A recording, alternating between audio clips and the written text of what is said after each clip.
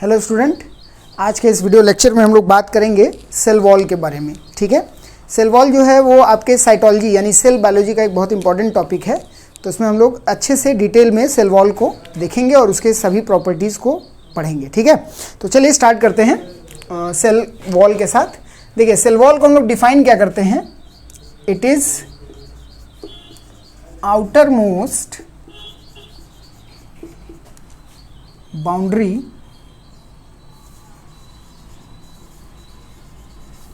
of cell present above the cell membrane। ठीक है, cell membrane के ऊपर आपका एक एक्स्ट्रा बाउंड्री है जो कि सबसे बाहर की तरफ है, और ये आपका क्या होता है, डेड और टफ होता है। ये बात याद रखिएगा, it is dead and rigid.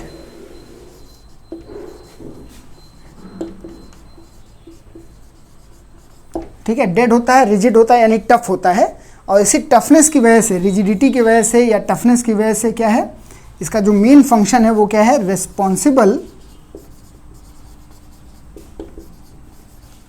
To maintain shape of cell. ये सेल के शेप को यानी उसके आकार को मेंटेन रखता है। टफ है तो बाहर एक बाउंड्री बन गई। अब जब बाहर एक बाउंड्री बन गई तो उस बाउंड्री के अकॉर्डिंग ही सेल का जो आकार होगा वो हो जाएगा। ठीक है, तो इसलिए जिन सेल्स में जिन सेल्स में आपका सेल वॉल है उनका जो आकार है वो सेल वॉल से डिसाइड होता है। जैसे एग्जांपल प्लांट सेल ले लीजिए, अभी आगे हम लोग देखेंगे कि और किस में आपके सेल वॉल मिलते हैं प्लांट्स के अलावा।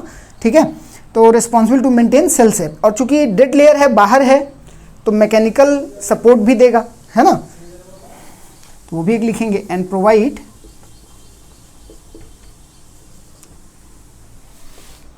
Mechanical support. तो मैकेनिकल सपोर्ट भी दे रहा है, ठीक है, और शेप को मेंटेन भी कर रहा है। इसीलिए अगर आप इसके फंक्शन को ध्यान से देखिए, जो इसका ये फंक्शन है, ये फंक्शन आपको मिलता जुलता नजर आएगा बोन से। जो एनिमल्स में बोन है यानी हड्डियां हैं, तो हड्डियों का भी काम यही है, बॉडी के स्ट्रक्चर को मेंटेन करना, उसके शेप को मेंटेन करना, मैकेनिकल सपोर्ट देना, है ना। तो इसीलिए उससे मिलता जुलता है। इसी फंक्शन सिमिलैरिटी के वजह से हम बोलते हैं कि सेल वॉल, जो सेल वॉल है हमारा, is analogous to animal bone. Analogous to animal bone, animal bone के एनालॉगस यानी उसके तरह उसका वर्क है। ठीक है, सिमिलर वर्क है, तो इसलिए ये वर्ड दिया जाता है। ठीक, अच्छा, डेड क्यों है? देखिए, है तो केमिकल डिपोजिशन। सेल वॉल को अगर आप देखेंगे ध्यान से तो इट इज केमिकल डिपोजिशन, लेकिन डेड क्यों है? डेड इसलिए है क्योंकि ये अपने आप को रिपेयर नहीं कर सकता। जबकि वही सेल मेम्ब्रेन से अगर आप कंपेयर करेंगे तो सेल मेम्ब्रेन भी बाउंड्री है, लेकिन वो लिविंग बाउंड्री कंसीडर की जाती है, क्योंकि सेल मेम्ब्रेन में खुद को रिपेयर करने की कैपेसिटी होती है, यानी सेल्फ रिन्यूअल की कैपेसिटी होती है, इसलिए वो लिविंग है, और इसमें ये प्रॉपर्टी ना होने की वजह से इसको हम लोग डेड मानते हैं। क्लियर? तो ये एक इंपॉर्टेंट बात हो गई। अब देखिए, अगर इसकी लोकेशन देखें एक सेल में, सपोज करिए एक सेल है, ठीक है, ये एक सेल हो गया, ये न्यूक्लियस हो गया, और ये इसके अंदर का साइटोप्लाज्म हो गया। ठीक है, तो जो आपका सेल वॉल होगा वो मैंने क्या बताया था, सेल मेम्ब्रेन के ऊपर होगा। तो मान लीजिए यहाँ पे ये जो रेड लाइन है ये सेल वॉल को रिप्रेजेंट कर रही है।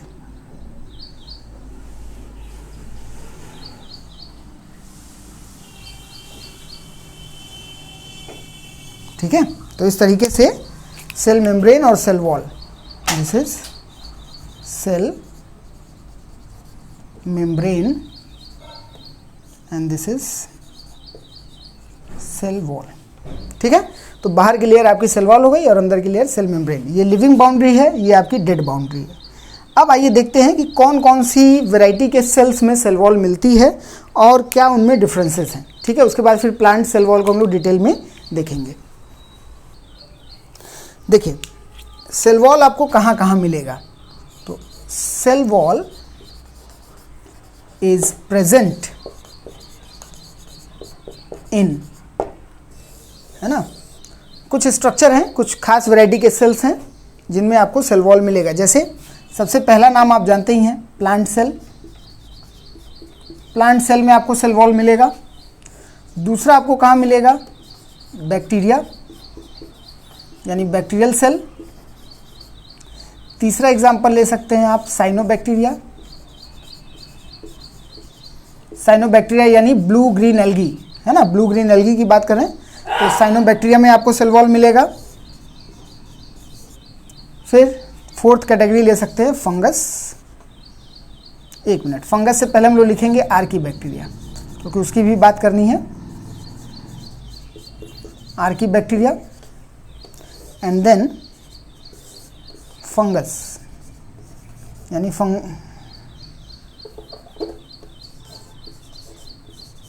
ठीक है, फंगल सेल। तो इनमें इतनी वैरायटी के सेल्स हैं जिनमें आपको सेल वॉल मिलता है, लेकिन सबके सेल वॉल का केमिकल कॉम्पोजिशन अलग होगा। देखिए प्रॉपर्टीज सेम है, डेफिनेशन सेम है, प्रॉपर्टीज सेम है, फंक्शन भी ऑलमोस्ट सिमिलर है, लेकिन जो केमिकल कॉम्पोजिशन है वो इन सभी ग्रुप्स में अलग है। तो केमिकल कॉम्पोजिशन की अगर हम लोग बात करें तो प्लांट सेल में मोस्टली जो आपका सेल वॉल होता है वो पेक्टिन और सेलुलोज का बना होता है, ठीक है। तो मेड अप ऑफ पेक्टोसेल्यूलोज, जो मेन कंटेंट है इसका वो सेल्यूलोज है। सेल्यूलोजिक सेल वॉल होता है और सेल्यूलोज के साथ साथ पेक्टिन होती है, तो इसीलिए इसको दोनों को मिला करके बोलते हैं पेक्टोसेल्यूलोज। तो पेक्टोसेल्यूलोज का बना हुआ सेल वॉल प्लांट में मिलेगा। बैक्टीरियल सेल की बात करेंगे तो बैक्टीरियल सेल और साइनोबैक्टीरिया यानी ब्लू ग्रीन एल्गी दोनों में लगभग एक जैसे केमिकल कॉम्पोजिशन के सेल वॉल मिलते हैं। तो इसमें जो सेल वॉल होगा that is made up of peptidoglycan,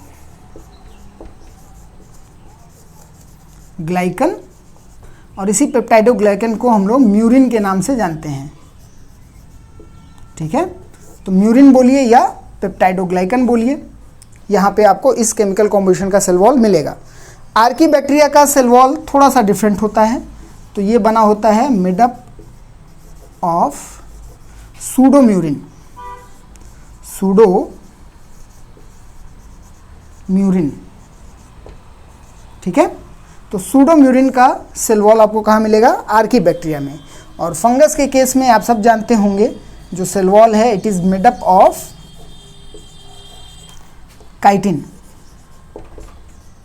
जो कि एक कॉम्प्लेक्स कार्बोहाइड्रेट है काइटिन, और इसी काइटिन को हम लोग बोलते हैं फंगल सेल्यूलोज, फंगल सेल्यूलोज, ठीक। तो फंगल सेल्यूलोज यानी काइटिन। तो इस तरीके से आपको इन अलग अलग वैरायटी के जो सेल्स हैं इनमें सेल वॉल है और सबकी केमिकल कॉम्पोजिशन आप देख रहे हैं अलग है। अब हम लोग डिटेल में बात करेंगे प्लांट सेल के सेल वॉल के बारे में, ओके। तो चलिए स्टार्ट करते हैं प्लांट सेल का सेल वॉल। देखिए जो प्लांट सेल है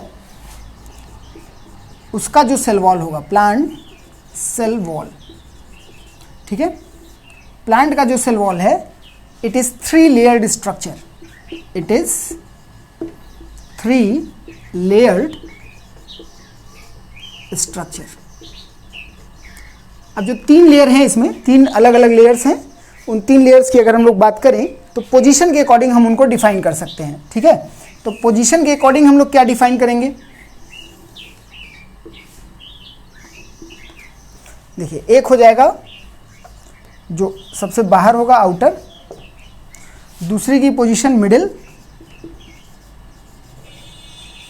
और तीसरा आपका इनर, ठीक है। इस तरह से 3 लेयर हो गई, आउटर लेयर, मिडिल लेयर और इनर लेयर, ये 3 लेयर आपको मिल रहे हैं। अब इन तीनों लेयर का नाम क्या है और उनका केमिकल कॉम्पोजिशन क्या है उसकी बात कर लें। तो देखिए आउटर वाला जो है इसको बोलते हैं हम लोग मिडिल लैमिला, ठीक है, मिडिल लैमिला। तो मिडिल लैमिला हो गया। जो बीच वाला है यानी मिडिल लेयर है उसका नाम होता है प्राइमरी वॉल, प्राइमरी वॉल, और जो इनर है इसको बोलते हैं हम लोग सेकेंडरी वॉल, सेकेंडरी वॉल, ठीक है। तो मिडिल लेमिला सबसे बाहर का लेयर, फिर प्राइमरी वॉल और सेकेंडरी वॉल, ये 3 लेयर आपको सेल वॉल में मिलेंगे। अब इन तीनों में सबसे थिकेस्ट लेयर जो होती है वो सेकेंडरी वॉल होती है, तो ये थिकेस्ट लेयर है, थिकेस्ट लेयर, सबसे मोटी लेयर यही है। अब इनके केमिकल कॉम्पोजिशन की बात की जाए कि किसमें क्या है, तो देखिए केमिकल कॉम्पोजिशन की बात करेंगे तो मिडिल लेमिला जो होता है it is made up of calcium and magnesium pectate,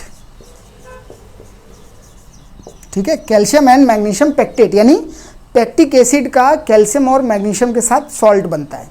तो कैल्शियम पेक्टेट और मैग्नीशियम पेक्टेट ये 2 केमिकल आपको यहाँ पे मिलेंगे। प्राइमरी वॉल में क्या होता है, प्राइमरी वॉल में होता है made up of hemicellulose, hemicellulose एक शॉर्ट चेन पॉलीसेक्राइड है, शॉर्ट चेन पॉलीसेक्राइड है, और इसके जो यूनिट्स होते हैं वो फिक्स नहीं होते हैं, मतलब इसमें ग्लूकोज भी होगा, फ्रक्टोज भी होगा, गैलेक्टोज भी होगा, मैनोज भी होगा, ठीक है। तो इस तरीके से इसमें कोई फिक्स नहीं है, सभी तरह के आपको मोनोसेक्राइड्स मिल जाएंगे। तो शॉर्ट चेन मोनोसेक्राइड और हेट्रो कॉम्प्लेक्स है क्योंकि कई तरह के शुगर मिक्स हैं इसमें, ठीक है। तो ये मेन कंटेंट है प्राइमरी वॉल का, लेकिन ऐसा नहीं कि सिर्फ यही पाया जाता है, इसके अलावा भी दूसरी चीज़ें पाई जाती हैं, ठीक है। तो प्लस लिटिल अमाउंट, थोड़ी मात्रा में आपको और क्या मिलेगा, यहाँ पे भी सेलुलोज मिलेगा और प्लस पेक्टिन मिलेगा, ठीक है, पेक्टिन भी आपको मिलेगा थोड़ी मात्रा में। सेकेंडरी वॉल जो होता है it is purely made up of cellulose, ये पूरी तरह से सेल्यूलोज का बना हुआ होता है। तो सबसे मोटा लेयर है और पूरा का पूरा सेल्यूलोज का बना हुआ है, इसीलिए बोलते हैं कि plant cell wall is mainly made up of cellulose, क्योंकि उसका परसेंटेज हाई है, ज़्यादा कंटेंट है ना, तो कंटेंट ज़्यादा होने की वजह से इस तरह से इसको बोला जा रहा है। क्लियर? तो ये आपके तीनों के केमिकल कॉम्पोजिशन हो गया। अब इसमें सबसे इंपॉर्टेंट हमारा कौन है, मिडिल लैमिला। मिडिल लैमिला को बोलते हैं इट इज सीमेंटिंग लेयर, ठीक है, क्या है, सीमेंटिंग लेयर है। मतलब सीमेंटिंग का मतलब ये होता है कि उसमें किसी 2 चीज़ों को जोड़ने की प्रॉपर्टी है। तो जो एक सेल दूसरे सेल से कनेक्ट होता है प्लांट के केस में, यानी प्लांट टिश्यू को आप देखेंगे तो मान लीजिए एक सेल ये है, एक सेल ये, तो दोनों फिजिकली जब अटैच हो रहे हैं तो ये जो अटैचमेंट है ये किस लेयर से होगा, ये अटैचमेंट आपका मिडिल लैमिला से होगा। तो इसीलिए इसको हम लोग क्या नाम दे रहे हैं, सीमेंटिंग लेयर नाम दे रहे हैं, ठीक है। तो बहुत कॉमन क्वेश्चन है आपके कंपटीशन के लिए कि which layer of cell wall is having cementing property, तो वो आपका किस में होगा, मिडिल लैमिला में होगा, ठीक है। तो इस बात को याद रखिएगा। अब चलिए तीनों को हम लोग डायग्राम से बना करके समझते हैं कि तीनों का आपस में किस तरीके से रिलेशन और कैसे एक सेल दूसरे सेल से कनेक्टेड है। देखिए जो प्लांट का सेल वॉल है, तो प्लांट के सेल वॉल में अभी आपने देखा 3 लेयर थी या तीनों का केमिकल कॉम्पोजिशन। अब यहाँ मैंने 2 प्लांट सेल बनाए हैं, एक प्लांट सेल ये नज़र आ रहा है, दूसरा ये नज़र आ रहा है, दोनों का आपस में कैसे कनेक्शन है वो आप देख सकते हैं, ठीक है।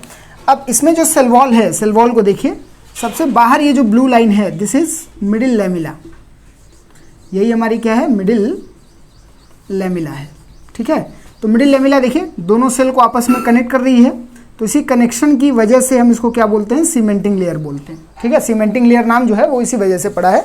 एंड देन उसके ठीक नीचे और उससे थोड़ी सी मोटी आपको कौन सी लेयर मिल रही है, ग्रीन कलर की, this is primary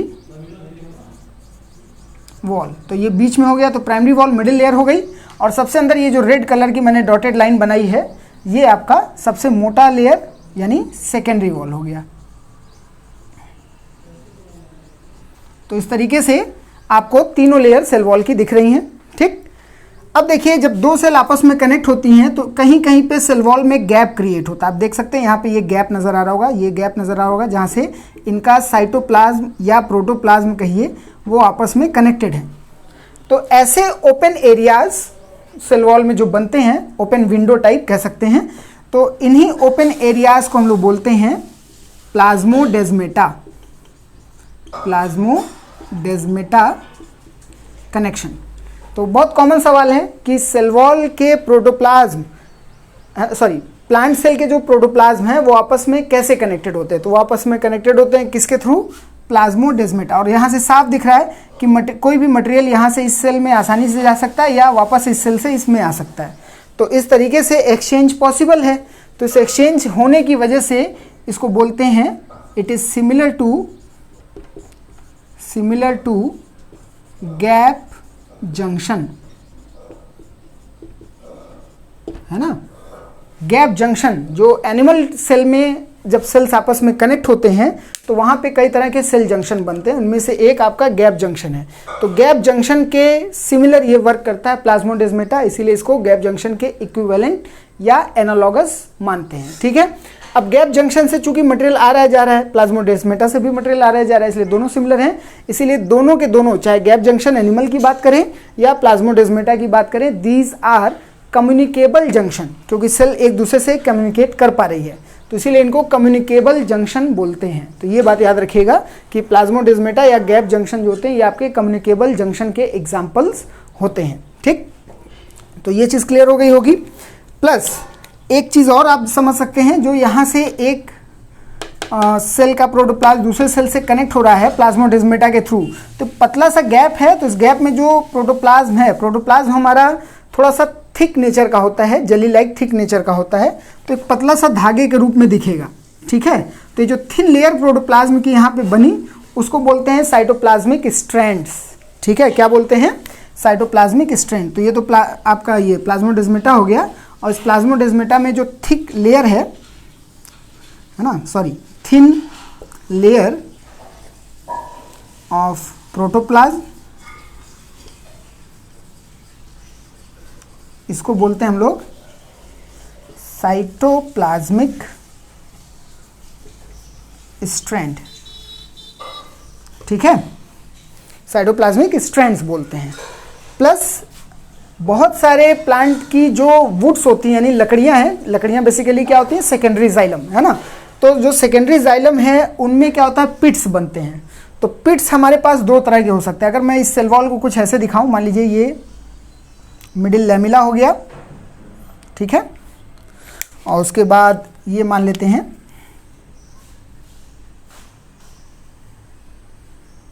primary wall हो गया। ठीक, ग्रीन कलर का ये हमारा डॉटेड प्राइमरी वॉल हो गया।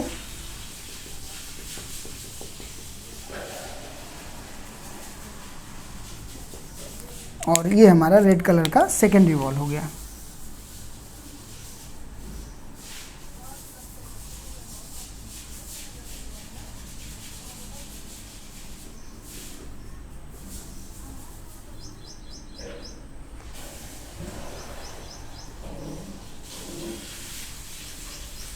ठीक, तो ये हमारा सेल वॉल हो गया। अब इसी सेल वॉल में जो वुड्स में यानी सेकेंडरी जाइलम में मैंने पिट्स की बात की, तो अगर आप पिट्स को समझना चाहें तो ये क्या होता है कि कुछ ऐसी जगह होती हैं जहाँ पे प्राइमरी और सेकेंडरी वॉल नहीं बनते हैं। देखिए जैसे यहाँ पे मिडिल लैमिला तो है, लेकिन प्राइमरी और सेकेंडरी वॉल क्या हो जा रहे हैं, एब्सेंट हो जा रहे हैं। तो ऐसी पोजीशंस को हम लोग पिट बोलते हैं। तो देखिए यहाँ से मैं इसको कनेक्ट कर दे रहा हूँ।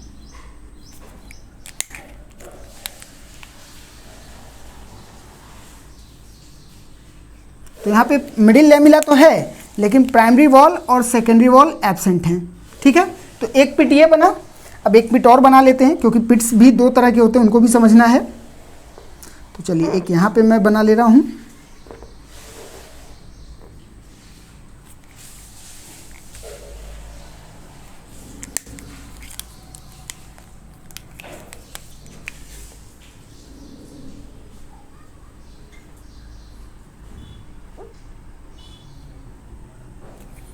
अब यहाँ पे क्या है, सेकेंडरी वॉल जो है हमारा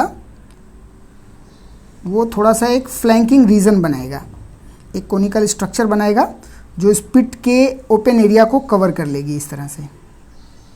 देख रहे हैं,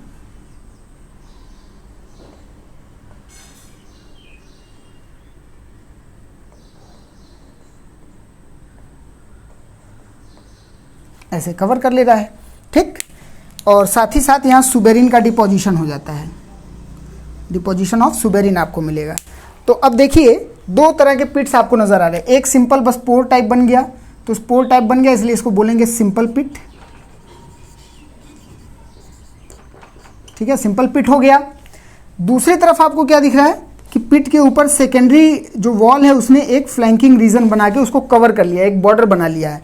तो उस बॉर्डर बनने की वजह से इसको नाम देते हैं बॉर्डर्ड पिट। Bordered pit. और bordered pit is highly common in gymnospermic wood. Gymnospermic wood का सबसे इंपॉर्टेंट कैरेक्टरिस्टिक है, अक्सर पूछ लेता है कि एंजियोस्पर्मिक और जिम्नोस्पर्मिक वुड में मेन डिफरेंस क्या है। तो जिम्नोस्पर्मिक वुड में आपको बॉर्डर्ड पिट ज़्यादा मिलते हैं, जबकि एंजियोस्पर्मिक में आपको सिंपल पिट्स ज़्यादा मिलते हैं। क्लियर?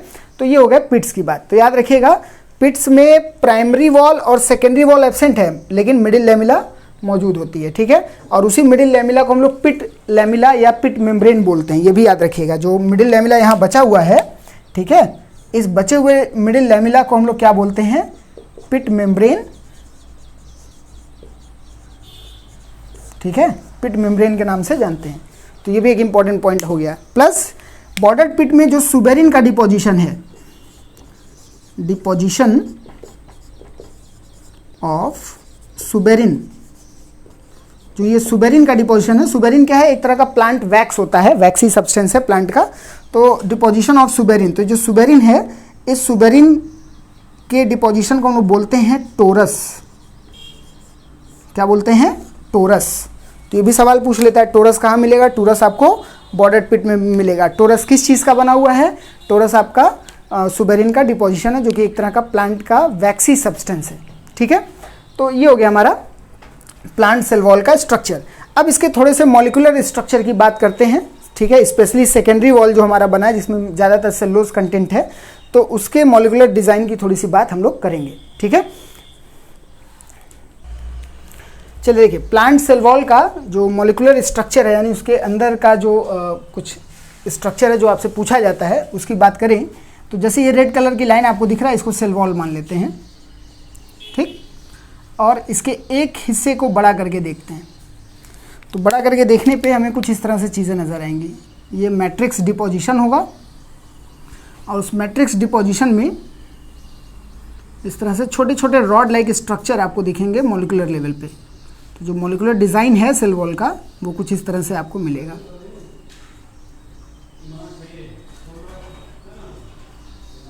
ठीक है, इस तरह से आपको दिखेगा ये।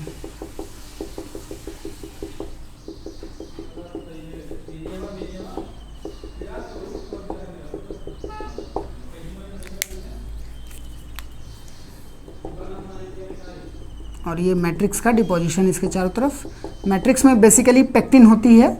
ठीक है, पेक्टिन है जो मैट्रिक्स का फॉर्मेशन करती है, और उसके अंदर जो सेलुलोज है आपका, जो आप बोलते हैं कि प्लांट सेल में जो सेल वॉल है वो सेलुलोज की बनी होती है। तो जो सेलुलोज है वो एक्चुअल में इस तरह के छोटे छोटे रॉड के फॉर्म में होता है, और इस रॉड को बोलते हैं हम लोग मैक्रोफाइब्रिल।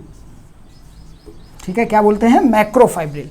अब एक मैक्रोफाइब्रिल की पैकेजिंग की बात करते हैं। ठीक है, तो एक मैक्रोफाइब्रिल को अगर हम लोग देखें तो हम लोग इसको कुछ इस तरह से ड्रॉ कर सकते हैं।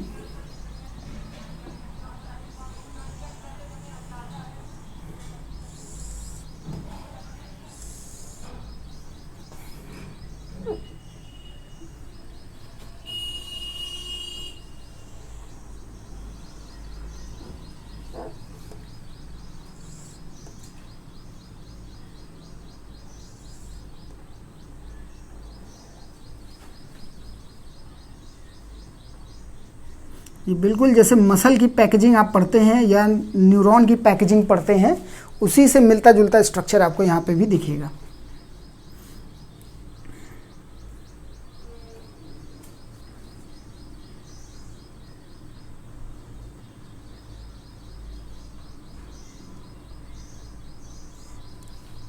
देखिए, इस तरह से पैकेजिंग ऑर्डर है। तो जो सबसे पतला वाला फिलामेंट आपको दिख रहा है, ये इस पतले फिलामेंट को बोलते हैं सेलुलोज फाइबर। ठीक है, सेलुलोज फाइबर है, और सेलुलोज फाइबर पैक हो रहे हैं तो एक मोटा स्ट्रक्चर बना रहे हैं, दिख रहा होगा। ठीक है, सेलुलोज फाइबर पैक हुए तो थोड़ा उसे थिक स्ट्रक्चर बना। तो ये जो दूसरा थिक स्ट्रक्चर बना, इसको बोलते हैं हम लोग एलिमेंट्री एलिमेंट्री फाइब्रिल, ठीक है, एलिमेंट्री फाइब्रिल हो गया। फिर ऐसे ही एलिमेंट्री फाइब्रिल मिले तो थोड़ा और थिक स्ट्रक्चर बना, तो ये दूसरा जो बंडल और उससे थिक स्ट्रक्चर बना, इसको बोलते हैं माइक्रोफाइब्रिल, माइक्रोफाइब्रिल। और फिर कई माइक्रोफाइब्रिल मिल करके क्या बना रहे हैं, एक मोटा सा आपका मैक्रोफाइब्रिल बना रहे हैं। दिस इज मैक्रोफाइब्रिल, ठीक है। अब क्वेश्चन ये उठता है कि क्या नंबर फिक्स है इन सबके पैकेजिंग में, कि मतलब एक मैक्रोफाइब्रिल में कितने माइक्रोफाइब्रिल होंगे, या एक माइक्रोफाइब्रिल में कितने एलिमेंट्री फाइब्रिल होंगे, और एक एलिमेंट्री फाइब्रिल में कितने सेलुलोज फाइब्रिल होंगे, ठीक है। इनकी बात हमें करनी है। तो नंबर फिक्स होता है, देखिए क्या है, 1 एलिमेंट्री फाइब्रिल, यहीं से शुरुआत कर रहे हैं, जो सबसे छोटा पैकेजिंग है हमारा एलिमेंट्री फाइब्रिल। ये जो होता है वो 100 सेलुलोज फाइबर का बना होता है, इसमें 100 सेलुलोज फाइबर पैक होते हैं, तो एक एलिमेंट्री फाइब्रिल बनता है। इसी तरीके से एक माइक्रोफाइब्रिल की अगर आप बात करेंगे,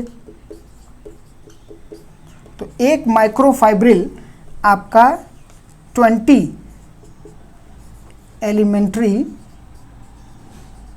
फाइब्रिल से बना होता है, ठीक है।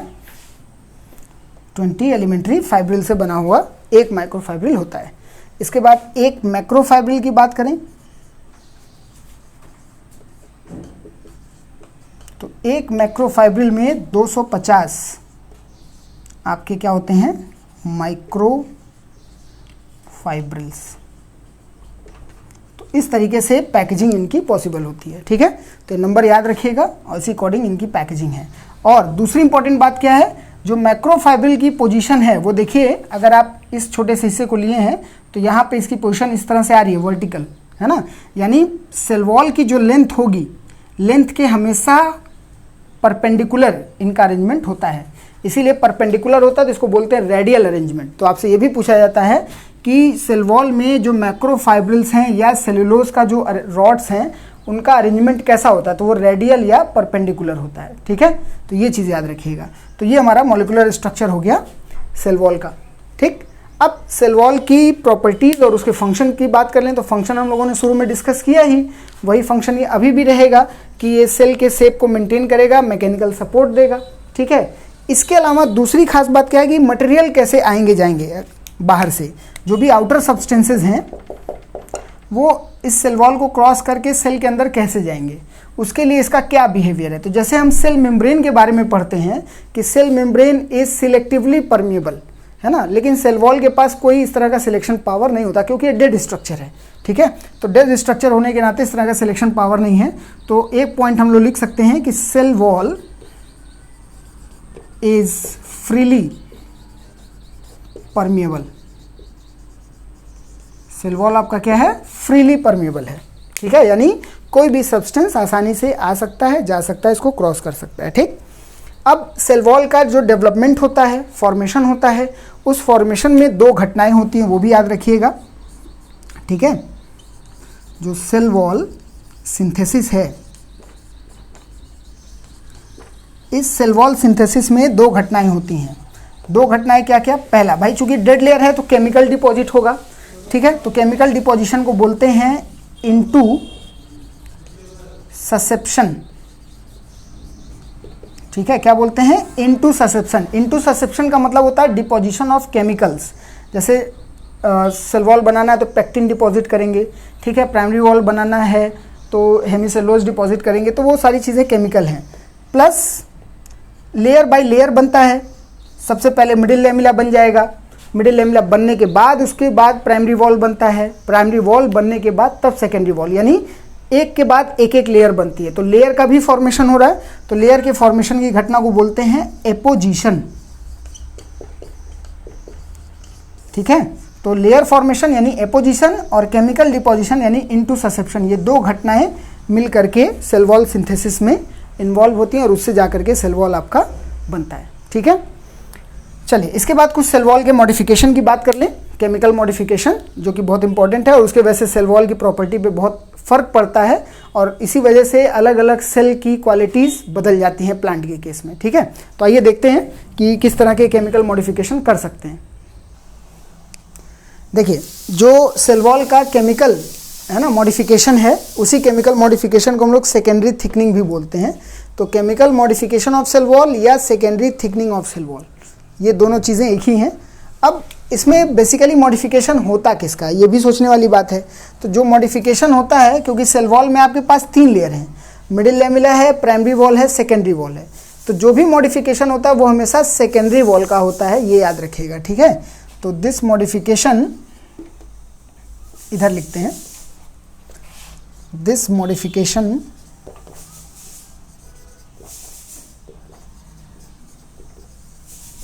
is done with secondary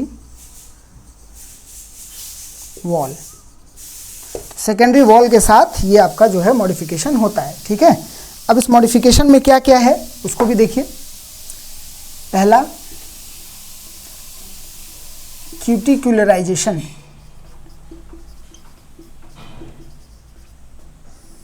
क्यूटिकुलराइजेशन। दूसरा है लिग्निफिकेशन,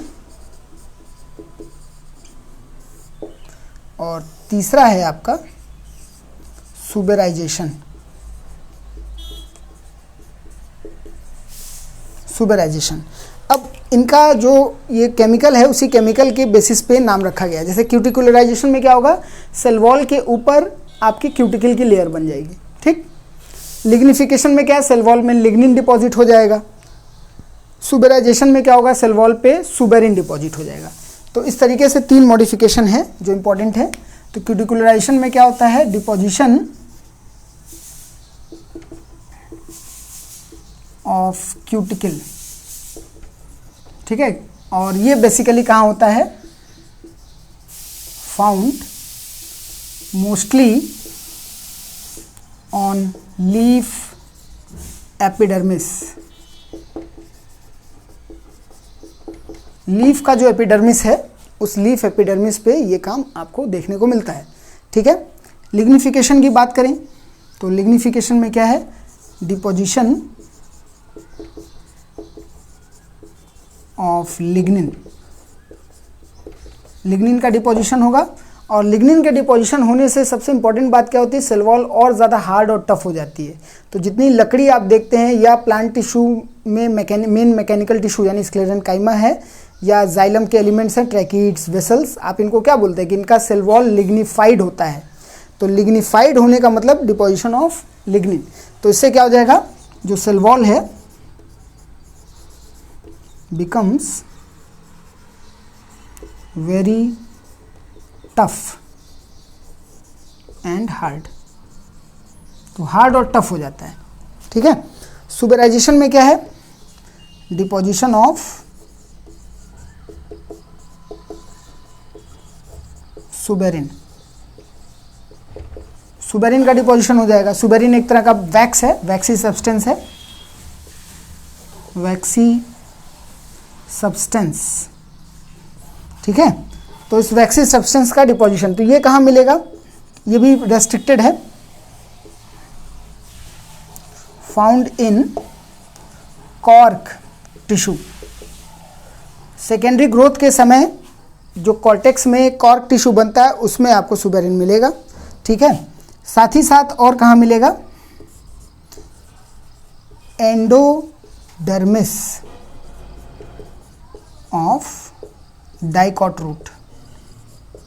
डाइकॉट रूट की जो एंडोडर्मिस होती है उसमें कैस्पेरियन स्ट्रिप पाया जाता है। तो जो कैस्पेरियन स्ट्रिप है वो कैस्पेरियन स्ट्रिप आपका किसका बना है, सुबेरिन का, है ना। तो इसलिए एंडोडर्मिस ऑफ डाइकॉट, ठीक, किस फॉर्म में, as casparian strip. Casparian strip के फॉर्म में ये आपको मिलेगा। तो ये खास बात हो गई सुबेरिन। ठीक है, तो ये लीफ पे हो गया। इसका काम क्या है, ट्रांसपिरेशन रेट को कम करना। क्यूटिकल का वर्क क्या होता है? ट्रांसपिरेशन रेट को कम करना, तो इसकी वजह से ट्रांसपिरेशन रेट कम होगा, ठीक है, तो इसलिए लीफ में मिलेगा। लिग्निफिकेशन से क्या है, और ज़्यादा हार्ड और टफ होगा तो मैकेनिकल टिश्यू बनाने में काम आएगा। और सुबेराइजेशन आप देख रहे हैं एंडोडर्मिस और इन सब खास जगहों पे पाया जा रहा है जो खास पर्पस के लिए है, ठीक है। तो इस तरीके से सेल वॉल का ये मॉडिफिकेशन होता है, ठीक। अब कई बार आपसे एक छोटा सा सवाल पूछा जाता है कि सेल वॉल में कौन कौन सी प्रोटीन होती है।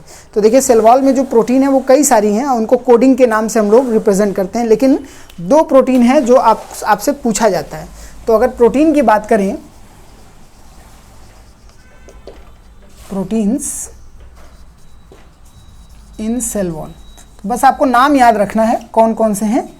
एक है एक्सटेंसिन, ठीक है, जो सेल वॉल को लूज करती है उसके ग्रोथ होने के लिए, ठीक, ताकि वो एक्सटेंड कर पाए, तो उसका नाम ही रख दिया गया एक्सटेंसिन। और दूसरा है उसको इंटरकनेक्ट करने के लिए इंटीग्रिन। तो एक्सटेंसिन और इंटीग्रिन ये 2 आपके प्रोटीन हैं जो सेल वॉल में पाए जाते हैं। तो यहाँ पे हम लोग का सेल वॉल का टॉपिक हो गया ओवर, ठीक है। तो उम्मीद करता हूँ आप लोग को समझ में आया होगा, और अगर मेरी वीडियोस अच्छी लग रही हों तो उसको आप सब्सक्राइब करिए, शेयर करिए, कमेंट करिए, ठीक है। नेक्स्ट वीडियो में फिर मुलाकात होगी। Thank you.